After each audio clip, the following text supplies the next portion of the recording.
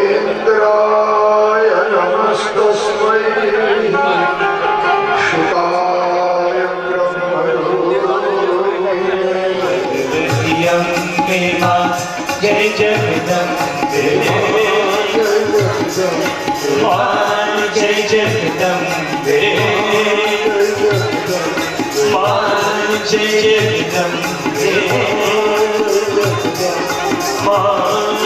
जगदम्बे। स्वस्ति श्री गणेशाय प्रव्रजन्तमनुपेतमपेततृतीयम् द्वैपायनो विरहकातराजुहा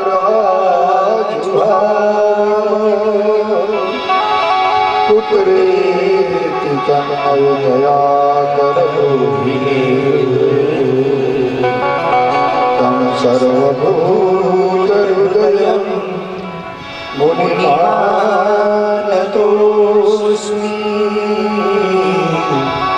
तं सर्वभूतहृदयं मुनिमानतोऽस्मि नयनिशे सूतमासीना अभिवाद्य महामते कथामृतरसास्वाद कुशलः शौनको ब्रवीत् कुशलः शौनको ब्रवीत् शौनक उवाच अज्ञानध्वान्तविधवंश कोटिसूर्यसमप्रभ सूताख्याहि कथासारम् मम कर्णरसायनम् मम कर्णरसायनम्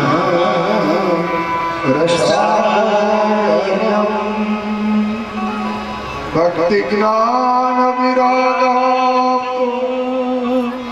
विवेको धरे माया मोह विलास वैष्णवै क्रियते कथम् वैष्णवै क्रियते कथम्। मंगलाचरण भगवान व्यास नारायण श्री कृष्णाय वयं नमઃથી આરંભ કર્યો છે। આ ગ્રંથના પ્રધાન દેવ ભગવાન શ્રી કૃષ્ણ છે। એ રાધા કૃષ્ણ દેવને તે પરમાત્માના પાદારવિંદમાં પ્રેમથી પ્રણામ કર્યા છે કે હે પરમાત્મા શ્રી કૃષ્ણ, અમે બધા જ ભાવથી પ્રેમથી સ્નેહથી આપના શ્રી ચરણોમાં વંદન કરીએ છીએ। પ્રણામથી પ્રારંભ કર્યો છે આ પવિત્ર પુરાણનો। પ્રણામ કરવાથી માનવ જીવનને ઘણો લાભ મળતો હોય છે। શ્રીમદ ભાગવતના છેલ્લે લખ્યું છે કે પ્રણામો દુઃખ સમનઃ તન નમામિ હરિ પરમ। ભગવાનના ચરણોમાં જો આપણે પ્રેમથી પ્રણામ કરીએ તો એનું પરિણામ શું, એનું ફળ શું, એનો લાભ શું, તો કે આપણા બધા દુઃખ ભગવાન દૂર કરે છે। દુઃખનું સમાન કરે ભગવાન શ્યામ સુંદર। દુઃખ શાંત થઈ જાય। જીવનમાં જ્યારે જ્યારે દુઃખ આવે ત્યારે જ્યાં ત્યાં દોડવાની જરૂર નથી। ભાગવતનો આ પ્રથમ શ્લોક અને ભાગવતનો અંતિમ શ્લોક આપણને સમજાવે છે, જીવનમાં દુઃખ ન આવે એમ આપણે ઈચ્છીએ છતાંય ક્યારેક આવે તો જ્યાં ત્યાં ન દોડજો, ભગવાનના ચરણોમાં જઈને પડજો. ભગવાનને વંદન કરીએ, પ્રણામ કરીએ પ્રેમથી, તો ભગવાન કૃપા કરી આપણા બધા દુઃખને હરી લે છે. ભગવાનના હજારો નામમાં એક નામ હરિ પડ્યું છે. હરિનો અર્થ થાય છે જે બધું હરણ કરે છે. આપણા દુઃખને હરે, આપણા દારિદ્ર્યને હરે, આપણા પાપને હરે, આપણા ત્રિવિધ તાપને હરે, આપણા મનના સંતાપને હરે. એટલા માટે ભગવાન હરિ કહેવાય છે. તન નમામિ હરિમ પરમ. તો શરૂઆતમાં અને સમાપનમાં આ રીતે પ્રણામનો ખૂબ મહિમા બતાવ્યો કે બસ પ્રભુને પ્રેમથી પ્રણામ કરજો.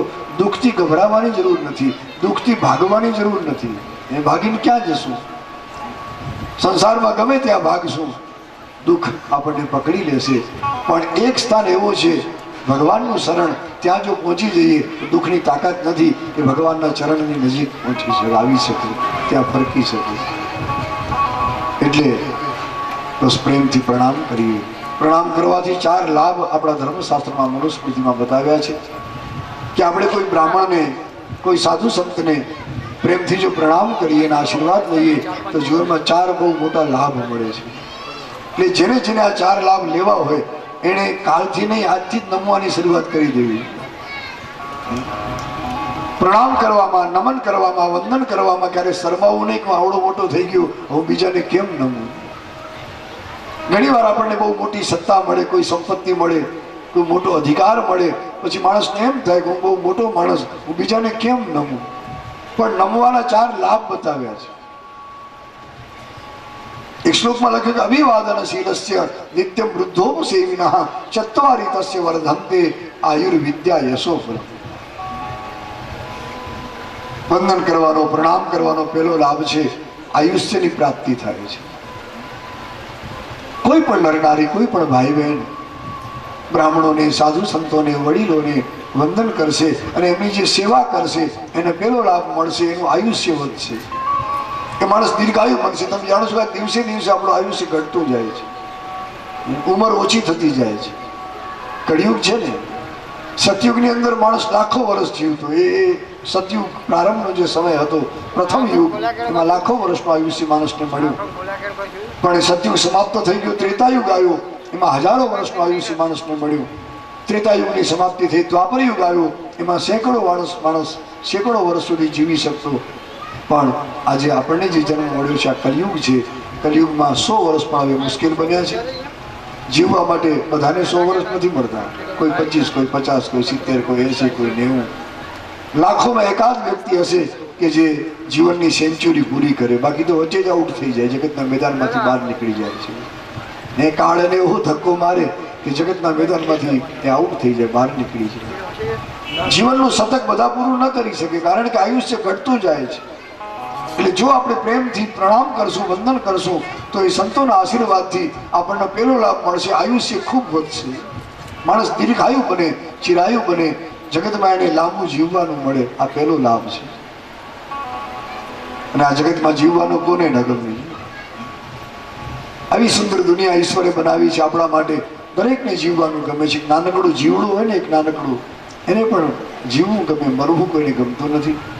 આયુષ્યની વૃદ્ધિ થાય એવી ઈચ્છા હોય તો વંદન કરતા રહો.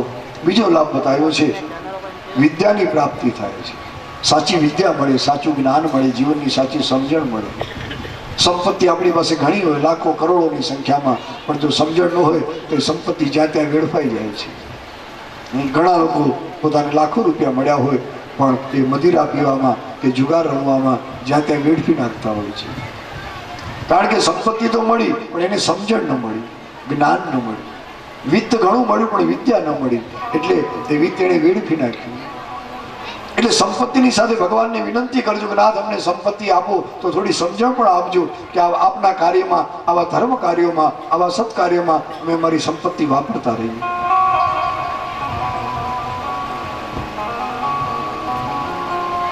બીજો લાભ છે, માણસને જ્ઞાન મળે, વિદ્યા મળે, સમજણ મળે. કવિએ લખ્યું કે સમજણ વિનાનું જીવવું, ભલે જીવો વર્ષ હજારો વર્ષ માણસ જીવે પણ સમજ્યા વગરનું જીવન શું કામનું? તો સમજણ વગરનું જીવવું, ભલે જીવો વર્ષ હજાર પણ સમજીને જીવો 2 ઘડી તો સમજો જીવ બેડો પાર. જ્ઞાનની પ્રાપ્તિ આ બીજો લાભ છે. જીવનનો ત્રીજો લાભ છે યશની પ્રાપ્તિ. વંદન કરવાથી, પ્રણામ કરવાથી આપણને બહુ યશ મળે, કીર્તિ મળે. તમારું નામ દૂર દૂર સુધી ફેલાઈ જાય, વિસ્તરી જાય. અને દરેક માણસના મનમાં એવી એક અભિલાષા હોય, ઈચ્છા હોય કે મારું નામ ખૂબ આગળ વધે, મને આખું જગત જાણે. આવી જો ઈચ્છા હોય, મને યશ મળે, કીર્તિ મળે, મારું નામ બહુ આગળ વધે, તો આ ત્રીજો લાભ મેળવવા માટે આપણે આવા સંતોને, સાધુ પુરુષોને, વડીલોને પ્રેમથી વંદન કરતા રહીએ. એમના આશીર્વાદથી આપણું નામ ખૂબ આગળ વધશે. અને ચોથો લાભ છે બળની પ્રાપ્તિ થાય. માણસને ઘણી શક્તિ મળે.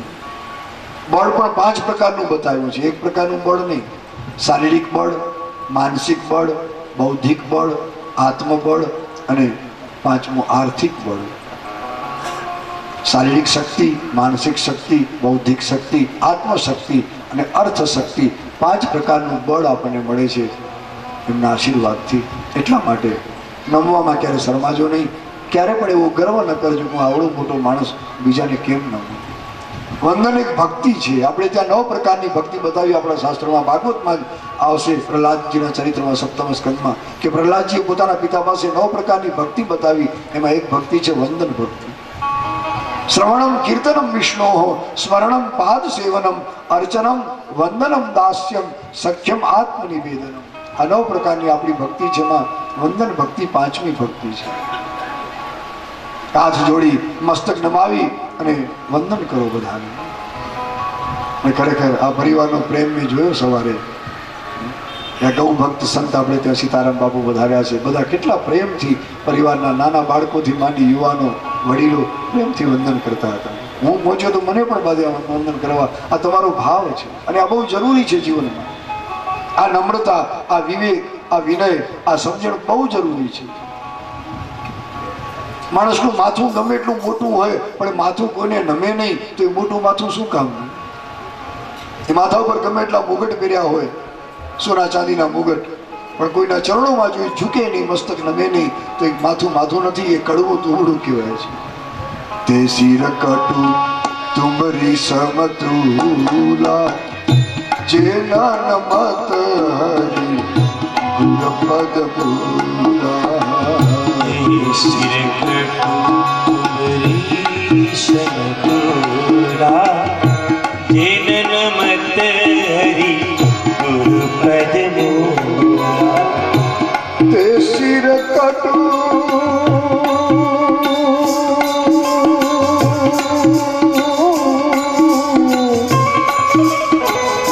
ते सिर कटु तुमरी समतुला जेना नमत हरि गुरुपद पूरा. सिर कटु तुम्हारी समतुला जिन नमत हरि गुरुपद मूला. जेना नमत हरि गुरुपद पूरा. जिन नमत हरि गुरुपद मूला.